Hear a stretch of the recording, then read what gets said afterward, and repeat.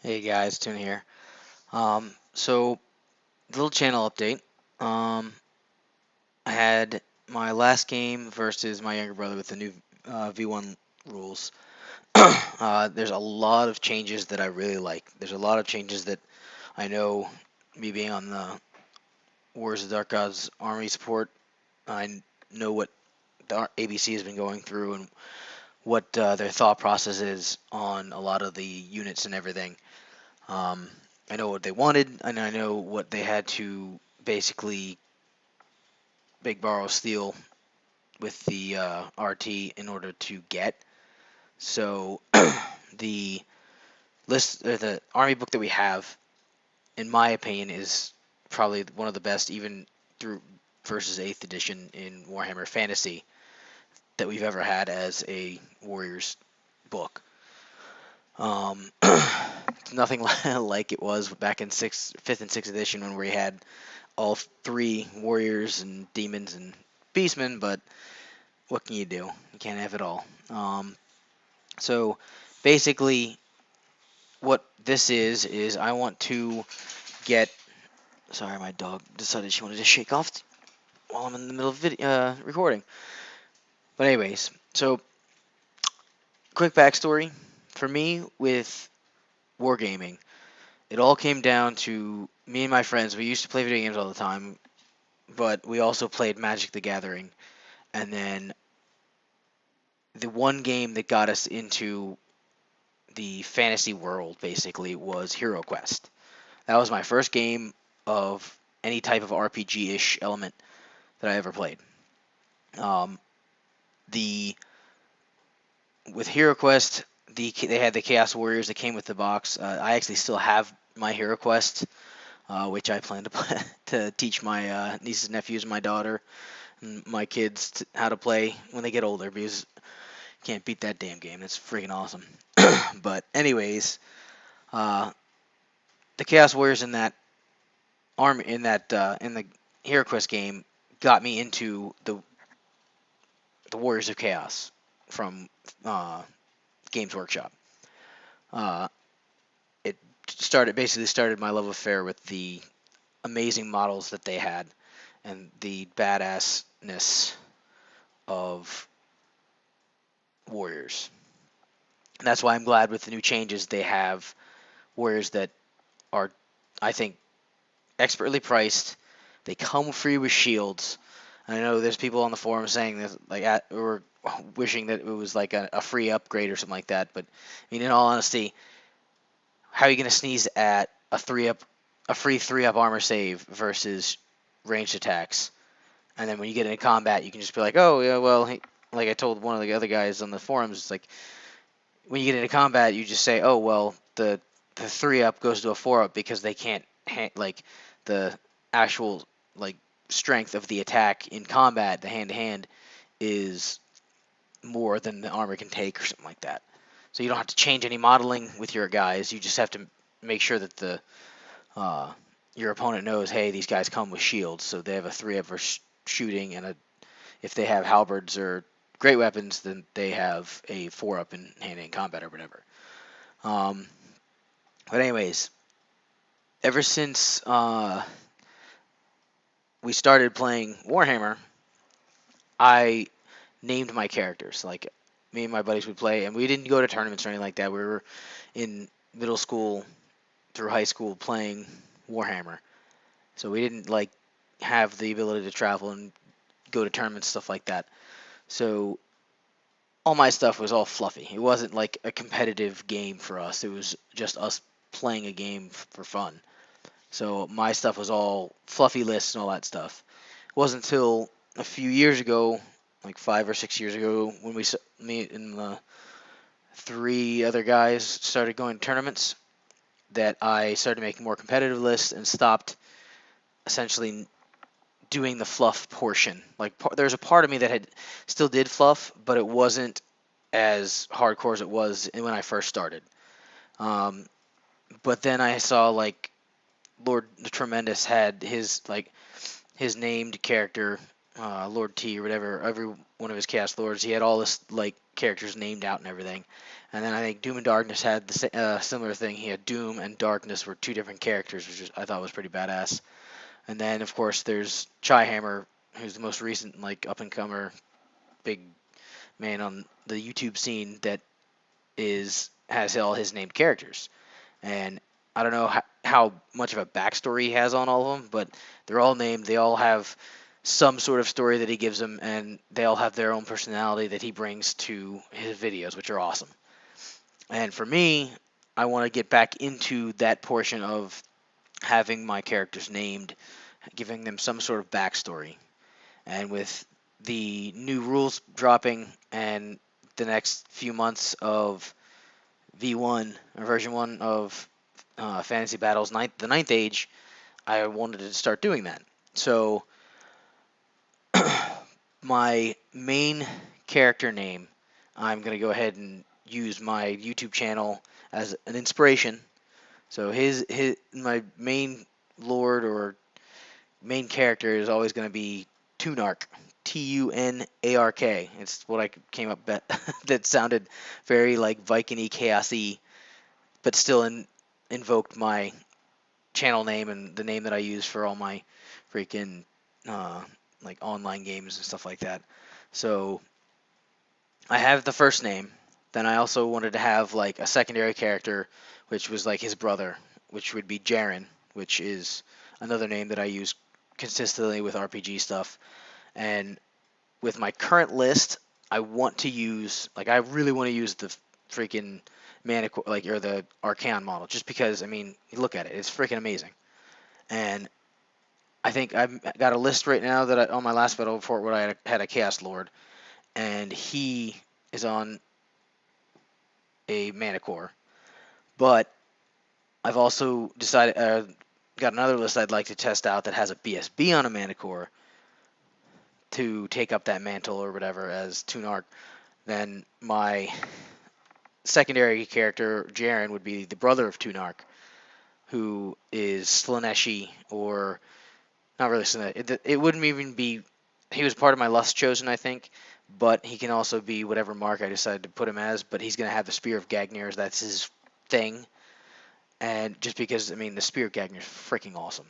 Like I said in my last battle report, it's +1 strength, and it's a spear. So it's AP1 and has lethal strike against Cav, all that crap. But on top of that, the special rules for it are +1 strength and lethal strike, period. So everything it goes against gives lethal strike. And then with the fact that it's a spear, you get your shield bonus as well. So he's got the plate armor and the shield, so he's a 3-up. And then I think my current list that I thought up just recently gave him the Dragon Mantle, so he's got a 1-up. And then the Sprout of Rebirth. So there's that. And then I wanted to do whatever sorcerer I end up doing is probably going to be female and name it Lilith, which is a similar name to what my wife's name is, and that would be like I mean, it's an L name. It's not really the exact same, but the Lilith character would be my sorcerer or sorceress, and would be the wife to Tunark. So the thing I'm trying to like work with, and I would like your all's input as well, is a last name. Like I've always in my previous fluff with my first character that I ever made, which is the little spawn character down there, and the second one from the bottom left, which was the old Archaon model. I used him as Charon Ball or Bale, which was actually a GW character out of the Realms of Chaos book that they had in there as one of like the sample warbands or whatever, and that was like my character name throughout all my like little fluff that I made. But he always hated elves, and it wasn't because I hated the army itself. It was just I picked elves as they're easy to hate because they're always arrogant and always fucking assholes. So basically, his name was or like his like surname or whatever was like Elvesbane. So one of the things I came up with for like last names was I think I'll try and put it up here on the actual screen so you can see the different like surnames that I'm looking at. But one of them was Ellsbane. For let's see, like Bale, Ball, Vol, VOL, Vol, um, Crow something like Crow Fury, Crowbane, Raven Blood, Ravenbane, Blood Maul, the bunch of different random ones where I basically took a one word and then paired it with another to try and like make them into like kind of chaosy names and stuff. But that's essentially what I want to try and do with my going forward with my lists and my actual battle reports and have names to them essentially. But one of the things I'd like you guys to do is help come up with names for like a surname at least for my characters. Um, like I said, I'll put them up here or put them up on the screen for the ones that I've thought of. And if you guys have any other random things you want to throw out, great, awesome. I'll look at it and get it through. With when it comes with Jaren, his initial model is going to be the Judicator, and then the rest of my Lust Chosen, I'm also going to do the Judicators, just because they all look like they're running forward essentially. And I was essentially going to do it with my Lust Chosen initially. So with my current list, it would work out where they're all basically like running forward, and Jaren's going to have like these badass like angel wings, and he's going to be flying overhead above all the rest of them.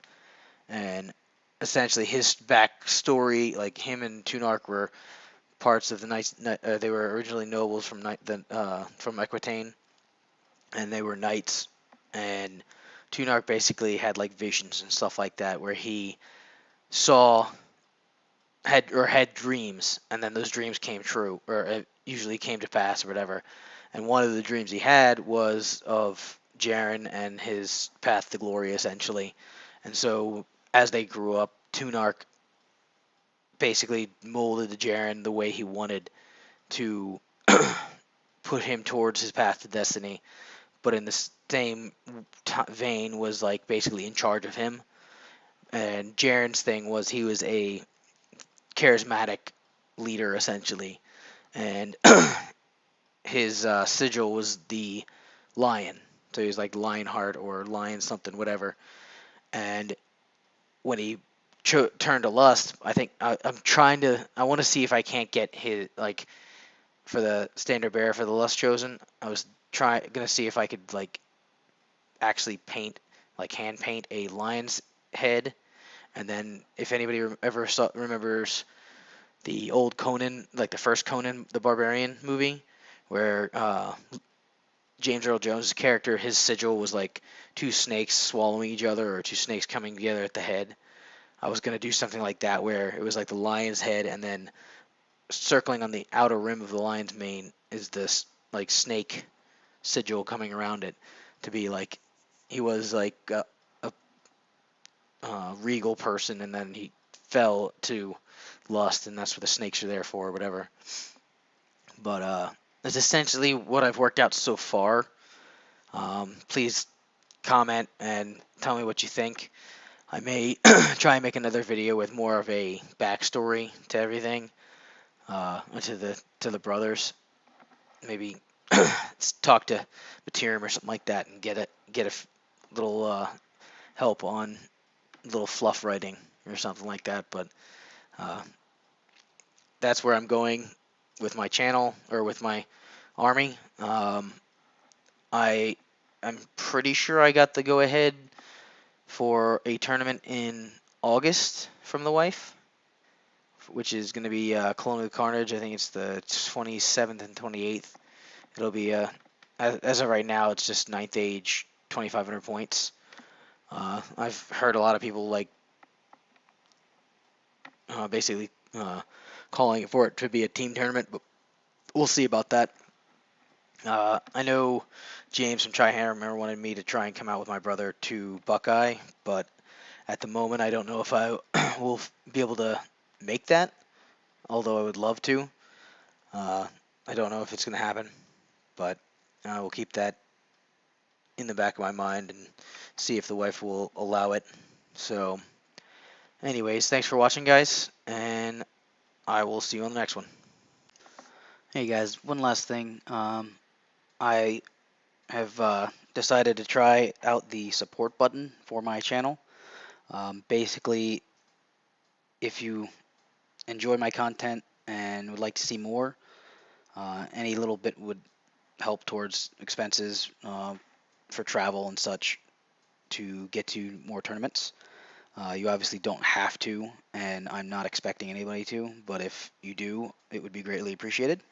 Um, I know Once Bitten has something similar on his page, but again, if you feel the need and you want to support my channel and my tournament going habits, then by all means, hit that support button and shoot me some funds.